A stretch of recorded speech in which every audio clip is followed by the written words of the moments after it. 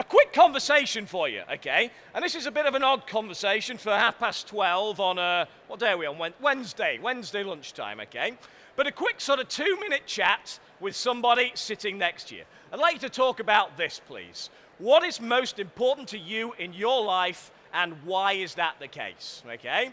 Now, those of you sat next to a stranger, this is going to be an interesting one for you. Or stood, by the way, because people around the edges, around the fringes, you can get stuck into this as well, all right? But what is most important to you in life and why? Try and think about what drives you. You know, what gets you up in the morning? What makes you tick? What is it that makes you get up and go, right, let's get on with today. Let's do something here, okay? What is most important to you in life and why? Either in your professional life or your personal life, whichever it might be. Don't worry, I'm not going to go into a huge lot of feedback about this and kind of psychoanalyze you or anything like that. I'm just a bit curious in what drives people. So, 2 minutes to have that conversation. Off you go, please. Okay, let's see what we've come up with. So, what do you think? What's most important to you in your lives and why? Who can give me an example? What do you reckon? Family, okay. Anyone talk about family? Yeah, a few nods around the room here. Okay, what else? What other kind of things? Right, the back corner, Emma, back corner. I'll come to you next. Pass it along, quick as you can. Keep going. Here we go. There we go. Fantastic. Enjoyment. Enjoyment. How do you mean enjoyment? What do you enjoy? Let's keep it PG here. Okay. It is. Don't worry. Okay, good. Just making the most of my life while I'm here. Yeah. Okay. And what kind of things do you do to make the most of your life? For you personally, what is it that you love doing? Social activities. Social activities. So yes. You like being with people. With my friends. With your friends. My colleagues. Your colleagues. My okay. family. Interesting. Now, what we've seen there is that it's not just about enjoying ourselves. It's about what's at the bottom of that. And that, to me, is about connecting with people. You're not the kind of person maybe who wants to be alone in a room by yourself. You love socializing with people and being with people. And probably care about them as well, absolutely, yeah. Okay, another example here? Well-being and health. Your well-being and your health, yeah, because without those kind of things, you can't do anything, can you? Did anyone talk about money? No one's going to admit to it, are they, really? It's about having a job, money, yeah? Paying the bills, paying the mortgage. Absolutely, yeah. Well, when you're able to do that, when you're able to pay the bills and pay the mortgage, how does that make you feel? A little bit better in my heart. Sometimes I don't want to go to work, but I need to pay the bills, so I need to get up and go to work and just enjoy it. And you feel kind of... I feel at ease. At ease, okay, so it's that certainty, that sort of sense of everything's taken care of, I can relax, it's all good, yeah. And again, it's not just the money that drives us, okay? It's what we use the money for. Now, whatever it was that you spoke about there, when I asked you to talk about what's most important to you in your life, you know, you probably started to get towards, and if we had more time and a quieter room, we could drill down into some of these a bit more, and like we did with a couple of them, and get really to the bottom of what it is that's important to you. Because what it boils down to are these things, your values. Because our values drive our behaviors. If you want to be with people, if connection and that kind of thing drives your behavior, is important to you, then your behavior will lead towards that. You know, if you want to be certain about, you know, paying the bills and those kind of things, that's what drives you to go to work. Otherwise, you'd probably sit on a beach somewhere, wouldn't you? Yeah, I'll come with you if you like.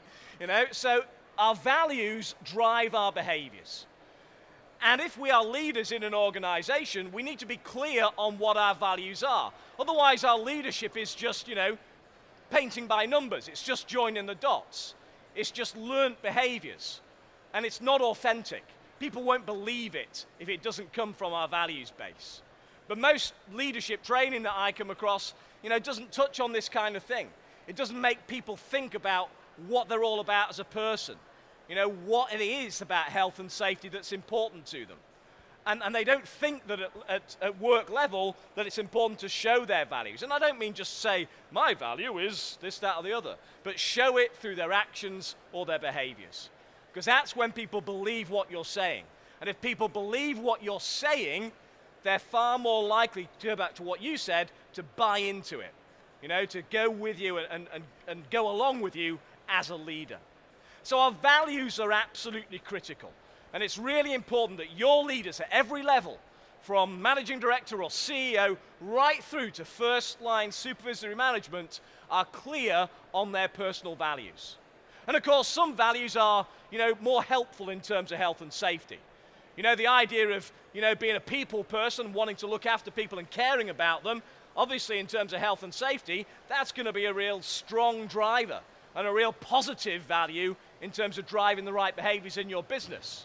If you've got a value that is about, being the important one in the business or, standing out from the crowd and being in charge, that might have some side effects in terms of how you lead health and safety that are less desirable and keep the culture back.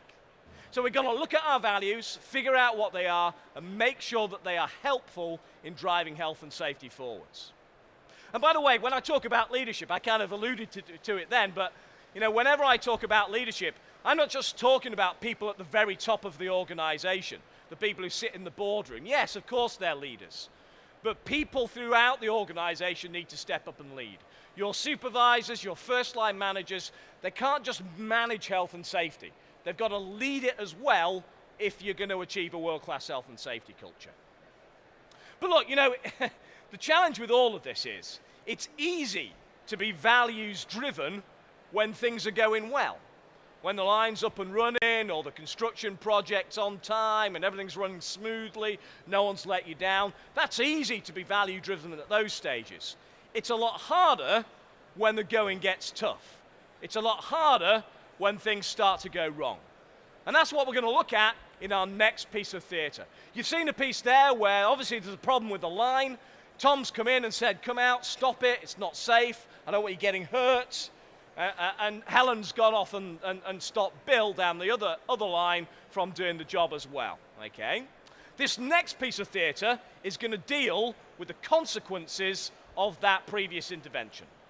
So this is set over here in an office, not on the shop floor, but in an office environment. And as you're watching this piece of theatre, look out for a couple of things here. How is Tom's health and safety leadership in this particular scenario? You said it was pretty good in the first one. What's his leadership like in this next one? What changes? And why? Why does it change here? Okay? So we'll watch the piece of theatre. Once again, we'll have some conversation afterwards, and then we'll see what we pick up from it. So, once again, please, folks, welcome our actors back out onto the stage. Thank you. You say yes, I say no. You say stop, and I say go, go, go. Oh no. You say goodbye, and I say Do you want milk? Yes, and 2, please. I didn't think you took sugar. I've decided I'm not sweet enough. True enough. Right, so just you then. Where's everybody else? Yeah, sorry. Tony's called in sick, I'm afraid. So, Right. Great. yeah, he's running a bit of a fever at the minute. No, I want to get you all in here to talk about driving productivity, and nobody's here. So, yeah, what's wrong with him? Well, Tell me. he's running a bit of a fever. He's got night sweats, cold sweats, things like that. Oh, yeah, well, you'd have night fevers and cold sweats if you lived in Essex. I do live in Essex. Really? Yeah. Oh, you don't seem the type. Hold on, what's that supposed to mean? Anyway, it's probably just man flu or something, isn't it? I mean, my husband gets the same thing. There's the slightest hint of a sniffle, and he's laid up in bed for a week with a Lemsip, watching Holmes Under the Hammer and Jeremy Kyle. Oh, well, maybe we should go down there with the lie detector and strap him up to it, eh? Not a bad idea. What about Frank? Right, yeah. He would be here, but there's still a bit of an issue down in the machine section. Yeah, that's what I want you in here to talk about. What's the problem?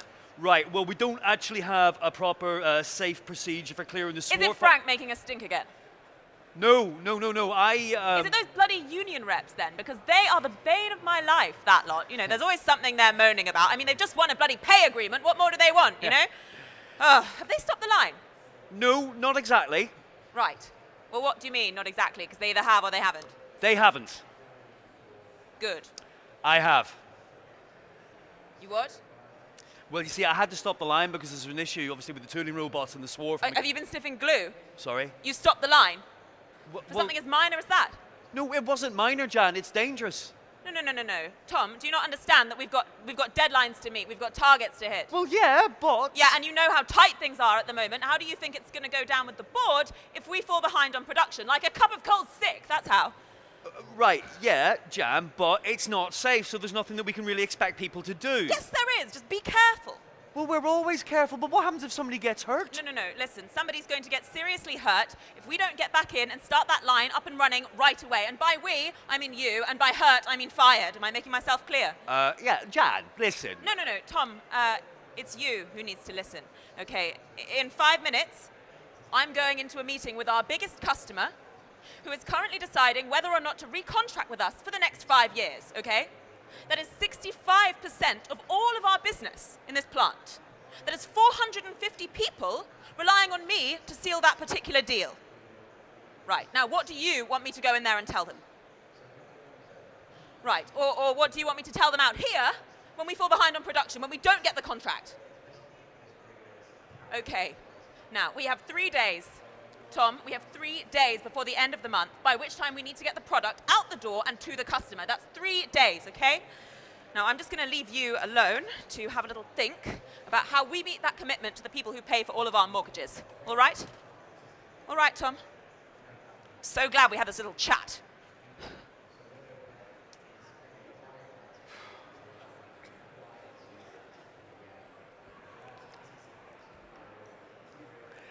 Hey, Frank, yeah, it's Tom. Yeah, right, mate, look, we need to get things up and running again, so tell the guys to get into... Yeah, I am well aware of that, mate. And I'm well aware of that as well, but that's just the way it is. Yeah, I know about Bill. Yeah, I know. Well, just tell him to be careful, all right? Shit.